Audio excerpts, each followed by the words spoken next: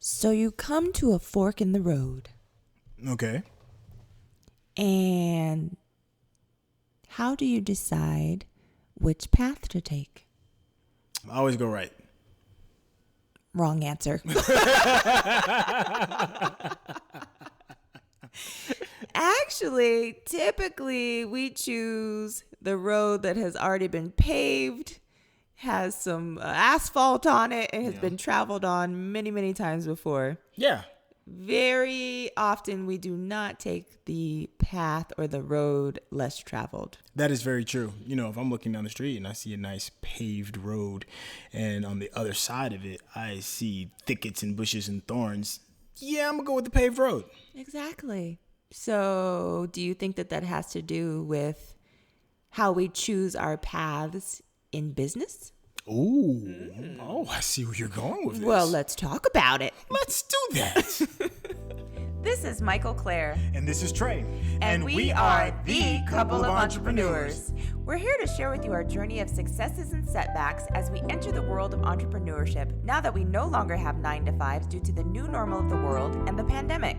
Join us as we race the clock to start earning money, gain consistency, and overcome self-doubts and uncertainty as we search for our voices and obtain personal and financial growth. So, Trey, the path of least resistance. Ooh, the gift and the curse. What does that mean to you when you hear that? The path of least resistance. I think human beings like to take the easy path. And when you're doing things that are difficult and you have a choice, it's much more convenient to take the choice that's going to be the easiest to accomplish. The least resistance. The one that's not going to have you pulling out your hair. Well, it's interesting that you say that you have the choice, right? Because if you consider it like a high priority or something that'll help you achieve a goal or succeed, do you really have a choice? Ooh. Well, if you want the best for your business, then no, you have to pick the path that's going to lead you to achieve your goals the quickest. And most times, especially in entrepreneurship, that is the path that's filled with thorns and pitfalls and no map, and there's not a piece of pavement to be seen. So, yeah, man, the path of least resistance sucks in business. So how do you deal with the constant desire to want to take the path of least resistance? Or do you? Like, is that a desire for you? Or how do you deal with that? Well, there's what I want to do and what I should do. And those are the two choices. And a lot of times what I want to do 99% of the time is going down the path of least resistance. And what you should do usually takes effort. If it wasn't, this is what I should do, it would just be called, this is what I'm going to do, right? You know, the should is what adds that question mark. Man, this seems like it's not going to be fun. This seems like it's going to cost money. Oh my God, this seems like it's going to take time. That is what usually follows when somebody thinks to themselves, this is the path I should take. Well, you and I had talked about it before, and I think the term that you use that sticks in my head for me is that it's a constant battle. I may be jumping around a little bit, but for me, because I now know, because you and I talk about how we are so quick to choose the path of least resistance, I try to do the opposite. I try to choose the thing that I'm resisting the most, or the task that can possibly gain the most momentum or create the biggest task to be checked off my list. Okay. So I think knowing and recognizing that we take the path of least resistance, we can kind of override it in a way, if that makes sense, sometimes. Right. Okay. So that kind of like sets the tone of how you set your business day then when you're choosing these paths? Or is there anything more to how it affects your business day and what you need to get accomplished? Oh, it affects everything for me in my business day, in my day in general. Waking up at 7 o'clock. Give me the path of least resistance. The path of least resistance is staying in the bed and waiting till 8 o'clock when, somebody else gets out of bed. But, so I think it's all throughout the day, not just business day, but in the business day, I think it depends on my mood. It depends on my energy for the day. It depends on what exactly I want to get accomplished. Yeah. It's an everyday, every task battle for me. Yeah. I think it's also one of those things that all of us don't recognize it or give it a name. But then once you recognize it and give it a name, you see it in everything that you do. For me and how it affects me, and what I noticed every day is I know I've got X amount of energy to spend in my day. And what I do with that energy is going to determine how much I get accomplished. So I constantly have to check with my day-to-day, especially my business life, that I'm spending that allotted amount of energy that I have for the day on things that can move me closer to my goal.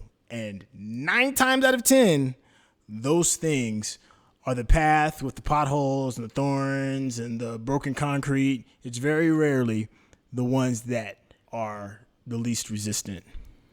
So the path of least resistance is typically the longer, roundabout, turnstile path. Right. Whereas if you take the path that has some things that you're going to resist doing, some of the tasks that you just do not want to do that can seem like they're more difficult, right, it may get you from A to B a lot quicker.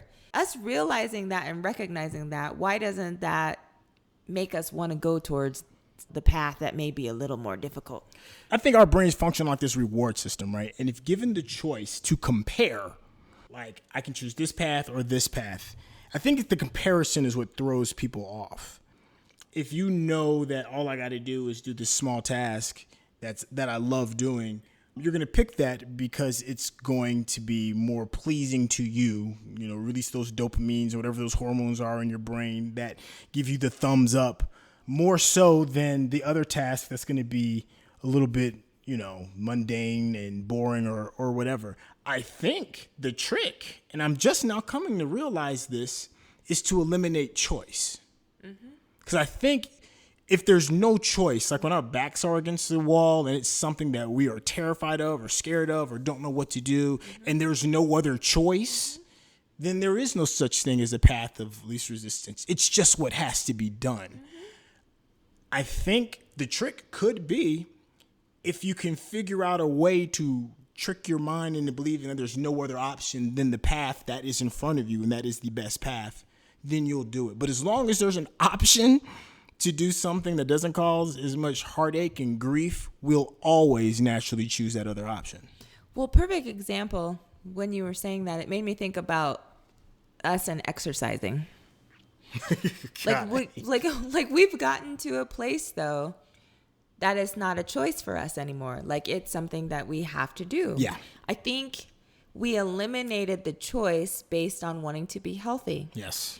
Based on needing to have energy and having clear minds and having something to keep us sane during this pandemic. So what you were saying was right on. If you eliminate that it's actually a choice and that it's something that you do, right, then there's no fork in the road. There's only one path. That is so true. And you couldn't have brought up a more realistic example. Because in case you don't know, I despise working. I hate it with a blind purple passion. I can think of a trillion other things I'd rather do than work out every single day.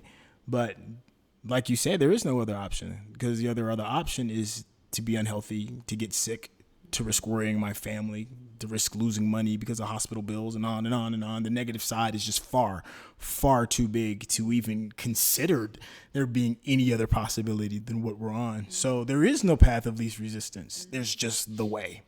And that goes into another question that we were thinking of. Does it affect other areas of your life outside of business? And we've touched on that a little bit, but can you expand upon that at all?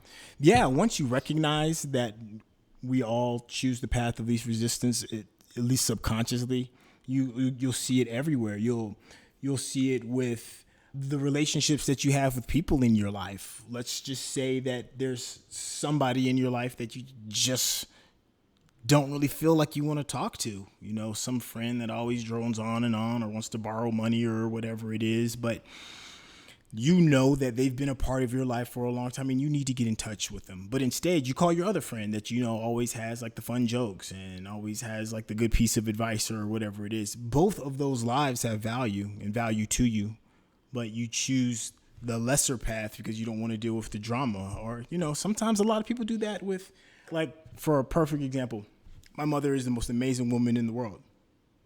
Absolutely amazing. I love her. She is golden. But there are some times where I have to have a set amount of time to talk to her because we just have like these really long and in-depth conversations. But in that same conversation, my dad, who is very brief when we have conversations, like we cannot speak for like a month. When we do finally talk, it's like for 5 minutes and everything is caught up. And sometimes I need to get through my day. It doesn't mean I love my dad any more than my mother.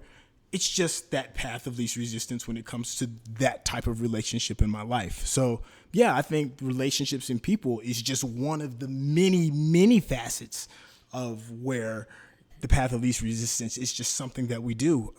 How about you? I'm curious. I'm going to give you a more lighthearted answer. For me, currently in the state of the pandemic that we're in. Okay. I cook 3 square meals a day. Ooh, and it's so good. Every day. Mm-hmm. Okay? The path of least resistance is every probably Tuesday, maybe Thursday. I'm kind of trying to keep track a little bit. Okay. Uber Eats. Oh, yeah. Gets a quick dial up from me because I don't want to do it that day. Oh, yeah, I feel that. So for me, that is the extreme path of least resistance. Yeah. Oh, yeah. So, I mean, we can take it to, the level of relationships. We can take it to the level of, I just don't want to cook today. But, I mean, it could be in all aspects of your life. But, you can find humor in it so you can kind of try to figure out what works best for you. But I think it's everywhere. Yeah, it is. Do you have any techniques or things that you do to kind of like curb it or at least keep it at bay? Because I recognize it now, what I do is I actually try to lean in. We use that term a lot for some reason, and it just came out of my mouth. But I try to lean in to the actual thing that I resist and try to make that the priority for the day. Okay. Because like you said, 9 times out of 10, it's the thing that's going to move you forward the quickest or the most efficiently or, the biggest bite out of whatever it is that you have to do to achieve a certain goal. Mm-hmm. So I purposely look for that. And I think to myself, I could be doing other things, but then this is what I need to do today. Right. And so I purposely tell myself that so that I'm conscious of it. And then I make the decision, even though it's not a decision, the decision to do what I'm resisting the most. Yeah. So what about you? I mean, what do you do in order to kind of work with that? For me, I have to write things down because if I just try to depend on myself to correct myself, there's no real accountability to myself. So it won't get done, or I'll pick the easier path. But if I write it down, I feel like some strange obligation to the reminders app on my phone or the piece of paper that I've written it on. It's some weird thing. Then, okay, it's written down. It's like law now. So I have to get this done. And then, of course, the biggest and most effective one is you. I'll tell you. I'm like, listen, this needs to get done. And if you see me slacking, I need you to call me on it because I'll try and do a million other things outside of doing this one thing. I've cleaned an entire house before to avoid doing some stuff and then play it off like, oh, yeah, but, I was getting things done. Yeah, I was getting things done. But let's just be for real. I was avoiding the real thing that needed to be done. Real talk, ladies and gentlemen. Real talk. The house will be spotless. Yeah, spotless house, but what I need to get done is still sitting on the counter looking at me like, yeah, that's cool and all, but I'm still here. That's very true. I just, so you talked a little bit about, me holding accountable and things like that. Right. But does it feel contagious, or does your environment affect like how often you choose the lesser path, do you think? I do think it goes back to that old saying about the company you keep, and whatever the number is, the 3 or the 5 or the 7 people that you're around the closest, you pick up on their habits. And if you're around people that constantly and always choose the path of least resistance, always find the easy way out, you'll find yourself always doing the easy thing and finding the easy way out. One of the things that keeps me going before you started your path of entrepreneurship is just the discipline that you have with our son. There is no path of least resistance when it comes to that. You're very focused and it gets done. So I'm like, okay, you do that without even asking questions regarding on if this is the way I should go. You just do it, and it just bleeds into everything else that you do, and it's contagious. It makes me check myself. And when I do want to just do something simple and mundane or something that chews up time so I can convince myself that I was productive through the day when I know I wasn't really productive during the day, I think about you and how you get through your life doing what needs to be done, and it puts me back on the right course.